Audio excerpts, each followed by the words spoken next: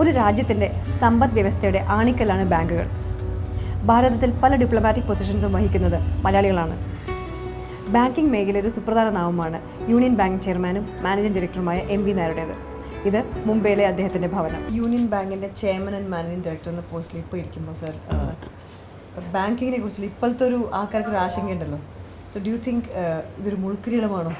ഇല്ല, I don't think like that for the simple reason. നമ്മളിപ്പോൾ ഞാൻ ഒരു ബാങ്കറായി കഴിഞ്ഞപ്പോൾ 36 വർഷമായി. So part of A life style. Banking it self is you can see from both angles. One way of looking at it is idoru nation building activity aanu. Appo it's highly challenging but highly satisfying also. So you can touch the life of a common man, a businessman, a student, a entrepreneur who would like to start something. So when you become a part of that process of realizing the dreams of the people, actually transforming many people's lives.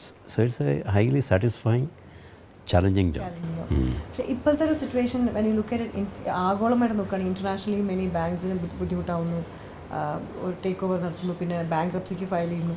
അപ്പോൾ ഇന്ത്യയിൽ how is the situation? Yeah, actually India is totally ഒരു different situation എന്ന് പറയാം. If you look at the financial crisis, it started from US. It first started in the banking sector. So banks got into problem. Bank in the problem, it went into economy. But India, banks are very strong. The Indian banks are very strong. It's well capitalized, well regulated. How it has affected India has also got affected because in a globalized environment, ഒരു കൺട്രിക്ക് effect ആയി കഴിഞ്ഞാൽ മറ്റൊരു കൺട്രിക്കും അത് effect ആവും. ഇങ്ങനെ ഒരു Mexican wave ആണ്. So first it got affected our economy through flows, trade flows. അപ്പോൾ once it got affected, I mean economic effect ആയ ഉടനെ naturally the banking sector is a part of the economy. So it got affected to the banking sector. But banks in India very strong ആയതുകൊണ്ട് that's a like a buffer. അപ്പോൾ Indian economy അത്ര ഒരു കൂടുതൽ effect ആവേണ്ട chances കുറവാണ്.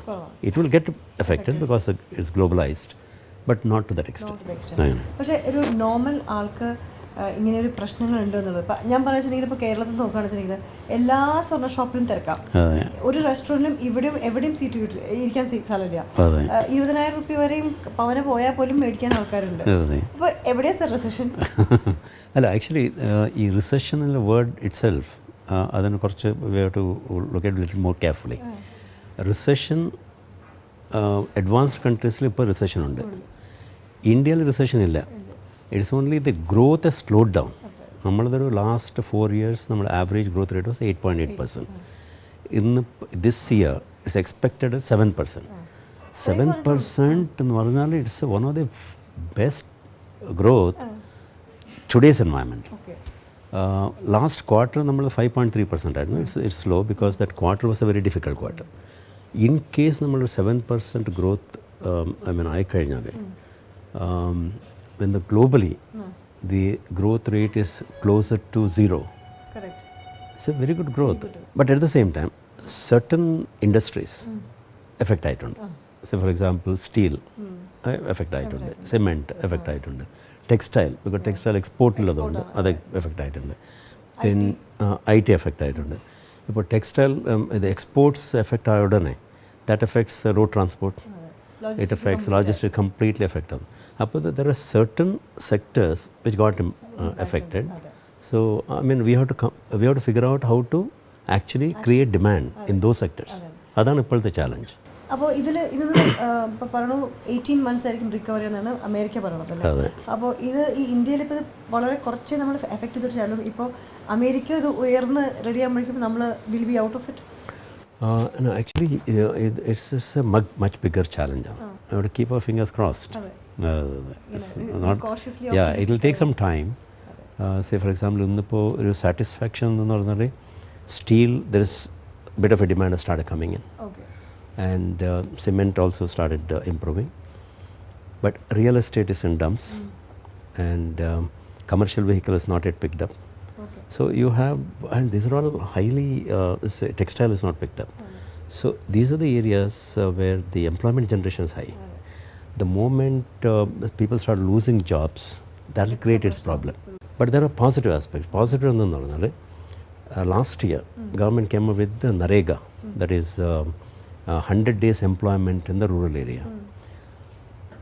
That means your government has given the money in the hands of the people to spend.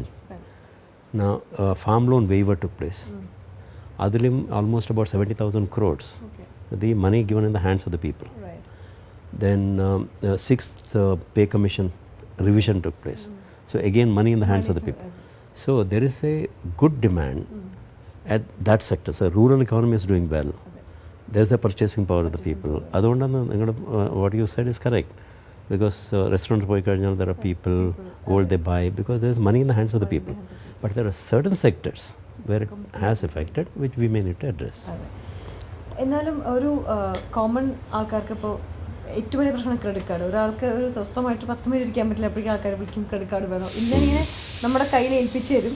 പിന്നെ ഇതൊരു common ഒരു മാനിന് വേണ്ടിയിട്ട് ഞാൻ സംസാരിക്കുന്നത്. വെച്ചെങ്കിൽ ഒരു മാസം ഒരു ബില്ല് വരുമ്പോഴാണ് ഓഹോ ഇതിൻ്റെ കൂടി ഇതും ഉണ്ടല്ലേ. അപ്പോൾ ഇങ്ങനെ ബാങ്ക് ഇങ്ങനെ വളരെയധികം എല്ലാവരും ക്രെഡിറ്റ് കാർഡ് എടുക്കാനായിട്ട് ഇങ്ങനൊരു ഇതുണ്ടല്ലോ, നിങ്ങളുടെ ഒരു ടാർഗറ്റ് മീറ്റ് ചെയ്യാനുള്ള ഒരു സംഭവം. ഇത് എന്തുകൊണ്ടാണ് ഇതൊരു നിങ്ങളുടെ ബോട്ടം ലൈൻ കൂട്ടാനായിട്ടുള്ളൊരു സംഭവമാണോ, അതോ മനുഷ്യരെ ഉദ്ധരിക്കണം നന്നാക്കണം എന്ന് പറഞ്ഞിട്ടുള്ളത്? ആക്ച്വലി ക്രെഡിറ്റ് കാർഡ്, രണ്ട് കാർഡുണ്ട്. ഒന്ന് ഡെബിറ്റ് കാർഡ്, ഒന്ന് ക്രെഡിറ്റ് കാർഡ്.